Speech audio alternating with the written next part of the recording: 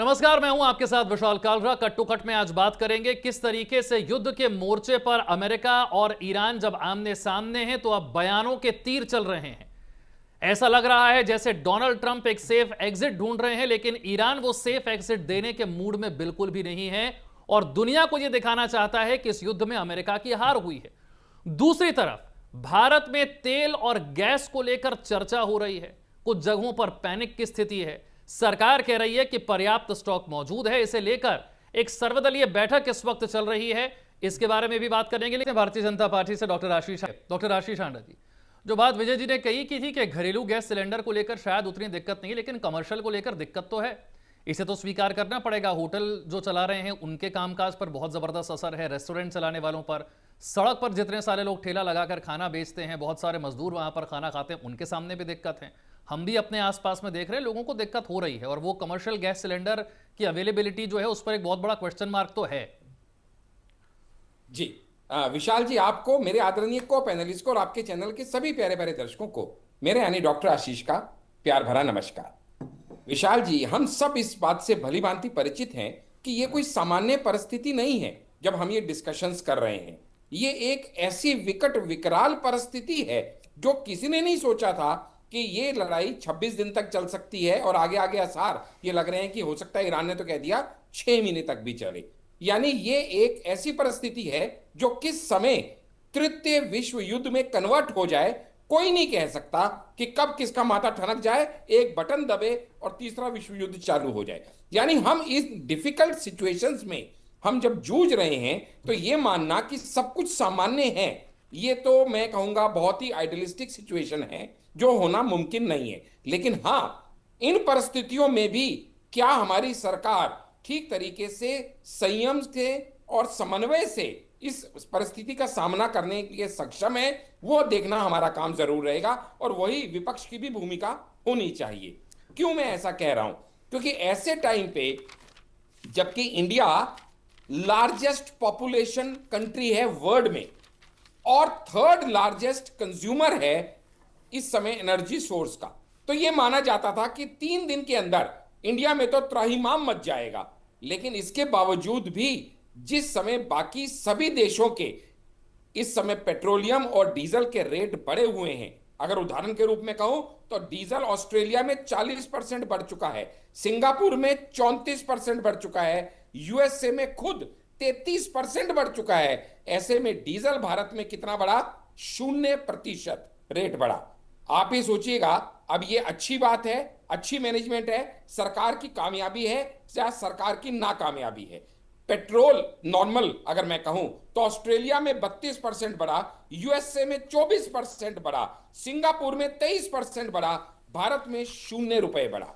आप ये बताइएगा सरकार की कामयाबी है या नाकामयाबी है? स्ट्रेट ऑफ हॉर्मोज से जिस समय इस समय ईरान सिर्फ रशिया और चाइना के शिप्स को आने दे रहा है, ऐसे में भारत के शिप्स वहां से गर्व से छाती चौड़ी करके निकल रहे हैं, तो मुझे लगता है हर भारतीय का सर ऊंचा होने का काम हो रहा है। अब ये अच्छी सरकार की नीति है या बुरी सरकार की नीति है? आज भारत उस परिस्थिति में है जहां पे चाहे यूएस हो, चाहे रशिया हो, चाहे ईरान हो, चाहे इजराइल हो, सभी के साथ हमारे घनिष्ठतम संबंध हैं और सभी के साथ हम परस्पर संबंधों मैं आपकी बात से बिल्कुल सहमत हूं आशीष जी। मैं सवाल मेरा इसलिए था कि एक तरफ सरकार अगर ये कह रही है, प्रधानमंत्री खुद संसद में कह रहे हैं कि कमी नहीं है, पेट्रोलियम मंत्रालय प्रेस कॉन्फ्रेंस करके कह रहा है कमी नहीं है। जब कमी नहीं है तो फिर होटल को भी मिलना चाहिए, रेस्टोरेंट को भी मिलना चाहिए, सड़कों पर जो ठेले लगे हुए हैं, जो लोग खाना बेच रहे हैं, उनको भी मिलना चाहिए सिलेंडर। उनको तो नहीं मिल रहा है सिलेंडर, इसलिए सवाल। आपका सवाल बड़ा जायज है और आपके दर्शकों को ये जानने का हक भी है। असल में क्या होता है, पेट्रोलियम को आप स्टोर कर सकते हैं, कोल को आप स्टोर कर सकते हैं, डीजल को आप स्टोर कर सकते हैं, लेकिन एलपीजी को आप अनिश्चित काल के लिए स्टोर नहीं कर सकते। ये एक दिक्कत रहती है एलपीजी के साथ। Point number 1। पॉइंट नंबर 2, पिछली 7 दशकों में जिन सरकारों ने राज किया भारत पे, उसके बावजूद भारत की यह परिस्थिति है कि आज हमें अपनी जरूरतों के लिए 60% एलपीजी इंपोर्ट करनी पड़ती है और उस 60% में से भी 80% स्ट्रेट ऑफ हॉर्मोज से गुजरती है। और स्ट्रेट ऑफ हॉर्मोज में अगर इस समय ट्रैफिक ऑब्लिटरेटेड है, वहां पे नॉर्मल पैसेज नहीं हो रहा, तो डेफिनेटली हमारे पास उतनी किल्लत नहीं है जितना बाकियों के पास है, लेकिन उतना खुला फ्लो भी नहीं है। साथ ही में हमें यह भी नहीं पता कि जो हमारा स्टॉक है, जो हमने कहा था हमारे पास 50 से 60 दिनों का पर्याप्त स्टॉक है, ऐसे में जब अमेरिका अपने कमांडोज को ग्राउंड वॉर के लिए वहां उतारने की तैयारी कर रहा है और ईरान कह रहा है कि मैं 6 महीने के लिए लड़ाई के लिए तैयार हूं, तो हमारे 60 दिन का स्टॉक क्या करेगा, कितना करेगा? तो कहीं ना कहीं थोड़ी बहुत अगर राशनिंग करनी पड़े, जिसमें हमने ये स्ट्रेटेजी बनाई कि भाई हम डोमेस्टिक को पहले प्रेफरेंस देंगे, कमर्शियल को थोड़ा एक बार को साइड में करते हुए थोड़ा उनको रोकेंगे, तो मुझे लगता है इसमें कोई गलत नहीं है। हर सरकार को नीति बनाने का अधिकार है, लेकिन यह मानना कि सब कुछ पहले की तरह ही होगा, सब कुछ बिल्कुल सुनिश्चित ही होगा, सब कुछ उसी तरीके से खुला होगा, शायद ये थोड़ा अनुचित होगा ऐसा सोचना और ऐसा मानना, क्योंकि हम किन परिस्थितियों से जूझ रहे हैं। मैं पहले बिल्कुल संक्षेप में मैं सवाल कर रहा हूं। विजय जी ने भी ये सवाल पूछा, राहुल गांधी नहीं है सर्वदलीय मीटिंग में, लेकिन प्रधानमंत्री भी नहीं है मीटिंग में। जी, कोई दिक्कत की बात नहीं है। इसलिए नहीं है दिक्कत की बात क्योंकि प्रधानमंत्री क्यों नहीं है, मैं उसकी दिक्कत की बात नहीं है क्यों बताता हूं। राहुल गांधी क्यों नहीं है, वो दिक्कत की बात क्यों है, दोनों बारियों का मैं दोनों बातों का जवाब देता हूं। प्रधानमंत्री प्रधान सेवक की तरह सिर्फ यहां पे इस एक पोजीशन को नहीं संभाल रहे, उनको कितने देशों के साथ डिप्लोमेटिक टाइज करने हैं, सभी मिडल ईस्ट के देशों के साथ, गल्फ देशों के साथ वो दो दो टाइम वार्ता पे अपना ऑलरेडी पब्लिकली नहीं प्राइवेटली खुद डिस्कशन कर चुके हैं, और अभी भी वो किन चीजों में उलझे हुए हैं वो पब्लिक नहीं की जा सकती, लेकिन ग्रुप ऑफ मिनिस्टर्स वहां पे हैं। वहां पे पेट्रोलियम मिनिस्टर हरदीप पुरी भी हैं, वहां पे फॉरेन मिनिस्टर भी हैं, वहां पे होम मिनिस्टर भी हैं, वहां पे डिफेंस मिनिस्टर राजनाथ सिंह भी इसको चेयर कर रहे हैं। और आपकी याददाश्त के लिए और दर्शकों की याददाश्त के लिए बता दूं, कोविड के टाइम पे जब सर्वदलीय बैठक हुई थी उसको भी अमित शाह जी ने चेयर किया था। मणिपुर को लेके जब सर्वदलीय बैठक हुई थी उसको भी अमित शाह जी ने चेयर किया था, और ऑपरेशन सिंदूर के टाइम पे जब सर्वदलीय बैठक हुई थी उसको भी राजनाथ जी ने चेयर किया था। और आज की परिस्थिति भी युद्ध की परिस्थिति है, इसलिए आज की बैठक को भी राजनाथ सिंह जी चेयर कर रहे हैं। जहां तक बात रही लीडर ऑफ ऑपोजिशन की लास्ट 10 सेकेंड्स, उनका ना होना हैरानी या आईब्रोज क्यों खड़ी करता है? क्योंकि अगर मैं आपसे कहूं विशाल जी बड़े दिन हो गए आप डिनर पे नहीं बुला रहे, और आप डिनर पे बुलाएं और मैं खुद नाराजत हो जाऊं, वहां से गायब हो जाऊं, तो अजीब नहीं लगेगा? आप खुद कहते हो कि भैया हाउस का जो चेयरपर्सन है उसको हटा दो, और फिर उसको हटाने का जब वो आता है मेमोरेंडम, उसमें राहुल गांधी साइन नहीं करते उस नोटिस के अंदर, और फिर आज वो कहते हैं, बाद में कहते हैं इसके ऊपर हम चर्चा ही नहीं करेंगे, हम किसी और टॉपिक पे चर्चा करेंगे। अब कहते हैं सर्वदलीय बैठक बुला लो, जबकि प्रधानमंत्री ने लोकसभा में भी वक्तव्य दे दिया परसों, राज्यसभा में भी वक्तव्य दे दिया कल, तो आज दोबारा शायद उसकी इतनी औचित्य कुछ नहीं था, क्योंकि जो औचित्य होता है तभी तो बैठक बुलाई जाती है। अब ठीक है, वो नहीं उपस्थित हैं, आप उसे कह दीजिए, लीडर ऑफ ऑपोजिशन खुद गायब है। ठीक है, आप नहीं उपस्थित है ये कह दीजिए, लेकिन औचित्य नहीं है ये मत कहिए। कैसे हो सकते हैं? चलिए ठीक। आशीष जी, जो बात गुफरान जी ने कही कि जिस तरीके से प्रधानमंत्री कह रहे हैं कि कोविड वाली सिचुएशन भी हो सकती है, उसके लिए तैयार रहना होगा, वो कह रहे हैं प्रधानमंत्री तो इस तरह की बात बोलकर खुद ही पैनिक फैला रहे हैं। जी देखिएगा, हर आदमी अपनी बुद्धि अनुसार किसी के कहे हुए वक्तव्य का विश्लेषण करता है और फिर उसी हिसाब से बात करता है। तो मैं यहां किसी की बुद्धि के ऊपर प्रश्न चिन्ह नहीं लगाऊंगा, लेकिन हाँ ये जरूर बताऊंगा कि प्रधानमंत्री जी ने जब ये कहा कि ये परिस्थिति कोविड जैसी हो सकती है या हमें उसी अनुसार इसके भिड़ने की तैयारी अपनी पूरी रखनी पड़ेगी, तो इसका मतलब पैनिक करना बिल्कुल नहीं था। आप एक बात बताइएगा, जब आप अपने घर में या अपने हॉस्पिटल में, अपने दुकान में फायर एक्सटिंग्विशर रखते हैं तो वो पैनिक करना होता है या भविष्य की तैयारी होती है? जब आप अपने टू व्हीलर स्कूटर पे स्टपनी लगाते हैं तो क्या वो पैनिक करना होता है या भविष्य की तैयारी होती है? ये बहुत कॉमन सेंस की बातें हैं कि भैया जब एक आपदा दिख रही है जो हम पे थोपी जा रही है, हम तो इस युद्ध का पार्ट एंड पार्सल है ही नहीं। हमारी तो नीति यही है कि हम ना अमेरिका के साथ खड़े हैं ना हम रशिया के साथ खड़े हैं, हम शांति के साथ खड़े हैं, क्योंकि हम बुद्ध का देश हैं, हम युद्ध का देश नहीं है। हमारी ना कहू से दोस्ती ना कहू से बैर, हम तो सबके विश्व सखा बन के साथ चलना चाहते हैं। लेकिन पैनिक फैलाता कौन है? सीए में पैनिक किसने फैलाया? एनआरसी में पैनिक किसने फैलाया? वैक्सीनेशन कोविड के किसने पैनिक फैलाया? हर जगह पैनिक किसने फैलाया? ये भारत की जनता भली भांति जानती है। और इस बार भी सिलेंडर नहीं है, सिलेंडर नहीं है, सिलेंडर नहीं है, रेट बढ़ जाएंगे, रेट बढ़ जाएंगे, रेट बढ़ जाएंगे, ये पैनिक कौन फैला रहा है? देखो, ऑपोजिशन के लिए हमने सर्वदलीय बैठक रखी। उम्मीद क्या होती है कि कंस्ट्रक्टिव क्रिटिसिज्म हो तो उसका स्वागत है, लेकिन हमारे यहां की ऑपोजिशन को आदत क्या है? कंस्ट्रक्टिव क्रिटिसिज्म नहीं करना, हमें डिस्ट्रक्टिव डिसरप्शन करनी है।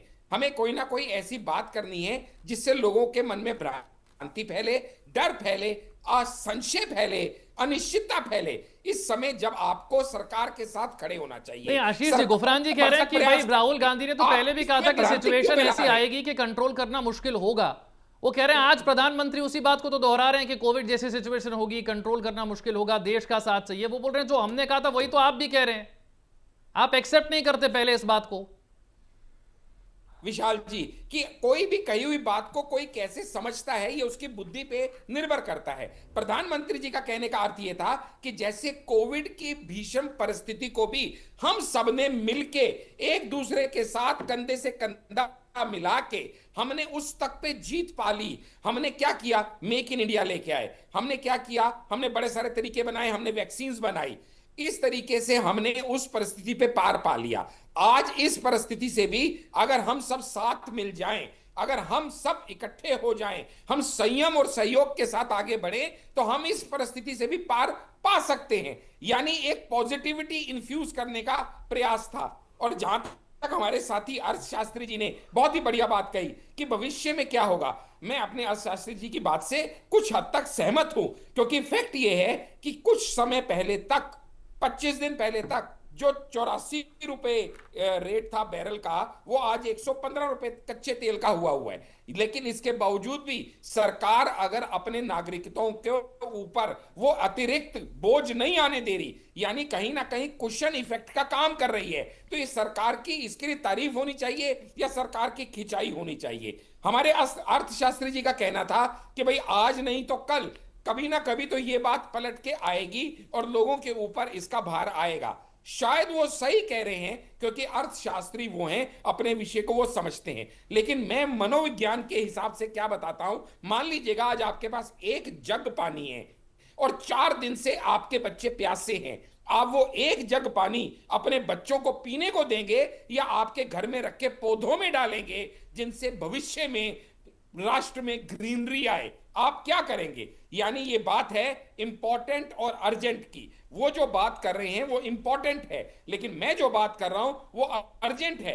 आज हमने 1 रुपया नहीं बढ़ाया तो ऑपोजिशन हमारे पीछे हाथ धो के पड़ी है, क्योंकि उसको सिर्फ एक अनिश्चितता पैदा करनी है। अगर कहीं हमने रेट बढ़ा दिए होते तो सोचो यहां पे वो क्या कर रहे होते। ये ऑपोजिशन वाले नहीं हमारे साथ खड़े होते। विपदा के टाइम पे भी, ये आपदा में भी अवसर खोजते हैं।